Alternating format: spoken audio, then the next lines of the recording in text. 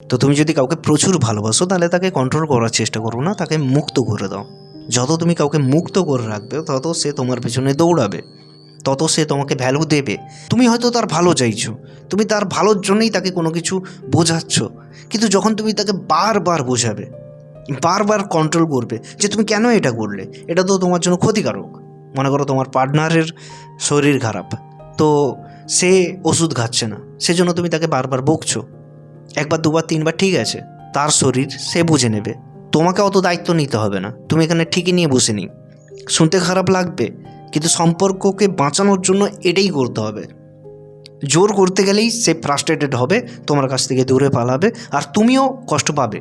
কারণ যখন তোমার ভালোবাসার মানুষ তোমার কথাকে গুরুত্ব দেবে না, তখন তোমার ইগো হার্ট হবে। যখন তোমার ইগো হার্ট হবে তখন তুমি দুটো কথা শুনিয়ে ফেলবে। তুমি তার ভালো চাইছো, কিন্তু তুমি রুডলি কথা বলে ফেলবে। তুমি তাকে জোর গলায় বলবে, কেন করবে না, তুমি আমাকে ভালোবাসো না, তুমি আমার কথায় গুরুত্ব দাও না, তোমার কাছে আমার কোনো ভ্যালুই নেই, দিয়ে তুমি রেগে গেলে। এদিকে এটা আবার তার কাছে একটা কষ্টের কারণ হয়ে গেল, তো সে ওষুধটা খাবে না, উল্টে সে আরও কষ্টে ওষুধ ফেলেই দিতে পারে। তো এই ব্যাপারগুলো ঘটে আমাদের সাথে, আমাদের সম্পর্কে এই জিনিসগুলো ঘটতে থাকে, অজান্তেই ঘটে, আমরা না বুঝে শুনেই ঘটিয়ে ফেলি। আর আমরা লাস্টে কি ভাবি যে কেন ওই মানুষটা আমার কাছ থেকে দূরে পালাচ্ছে, ওই মানুষটাকে আমি কন্ট্রোল করতে চেয়েছিলাম, এটাই আমার সবচেয়ে বড় ভুল।